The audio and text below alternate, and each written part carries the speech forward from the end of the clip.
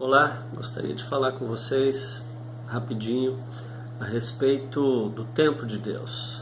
Muitos de nós já quisemos reconhecimento por aquilo que nós fazíamos ou fazemos, ou pelo que sabemos, pelo nosso conhecimento, e o Senhor tem o tempo dele. A palavra de Deus nos diz que homens que foram muito usados nas mãos do Senhor, antes disso passaram por um tempo de quebrantamento e de treinamento. José, por exemplo, do Egito, ele tinha 17 anos quando ele foi levado ou vendido pelos seus irmãos e levado para o Egito. E somente aos 30 anos, conforme está lá em Gênesis 41, 46, é que ele foi nomeado governador do Egito. Então ele esperou 13 anos de quebrantamento, 13 anos de prisão, de escravidão, de sofrimento, para depois ser levado onde Deus queria que ele estivesse. Moisés também não foi diferente. Moisés ficou 40 anos no deserto, e ali o Senhor foi tratando o seu caráter, foi mudando seu interior. Aquele homem impetuoso, bravo, ele passou a ser manso, humilde, quebrantado, e quando Deus o chama e fala com ele, ele responde: mas quem sou eu para ir a Faraó e tirar os filhos de Israel do Egito? Está lá em Êxodo 3:11. Deus insiste com Moisés, e aí Moisés fala assim: eles não vão acreditar em mim. Deus volta a falar com ele, dá 3 sinais para Moisés, e aí Moisés fala assim: eu nunca fui eloquente, não sei falar direito.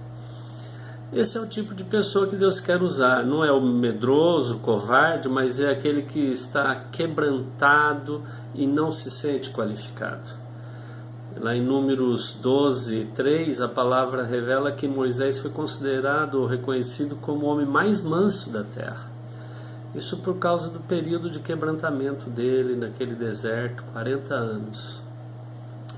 O apóstolo Paulo, um dos maiores pregadores depois de Jesus, ele também, assim que ele se converteu, ele foi para a Arábia, ficou lá uns 3 anos mais ou menos, no anonimato e sozinho, lógico, fazendo a obra lá, mas sem outros irmãos que o acompanhassem.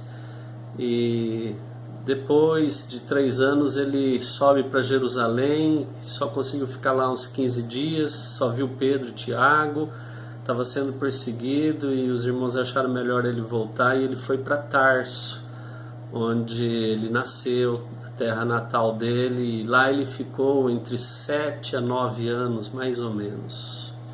Depois disso é que Barnabé vai atrás dele, leva para Antioquia, e depois eles sobem para Jerusalém. Quando voltam de Jerusalém, então o Espírito Santo acaba separando Barnabé e Paulo para viagem missionária. Isso aconteceu cerca de 14 anos depois da conversão de Paulo. E ele precisou passar por muitas situações de quebrantamento para poder receber a revelação do Senhor, o Evangelho do Senhor, e ter visões que precisava ter a respeito do reino de Deus, para poder depois passar para a igreja.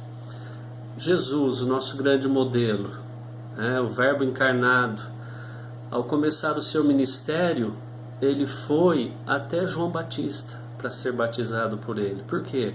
Porque João era o profeta de Deus na terra naquela época. Então, Jesus, ele começou o ministério através de um ministério que Deus tinha estabelecido na terra por João Batista. E interessante que assim que Jesus foi batizado, antes de começar seu ministério, ele é levado pelo Espírito Santo para o deserto. E ele fica 40 dias naquele deserto, no sofrimento, tentação, tudo isso, um momento, um tempo importante para prepará-lo para o que viria adiante.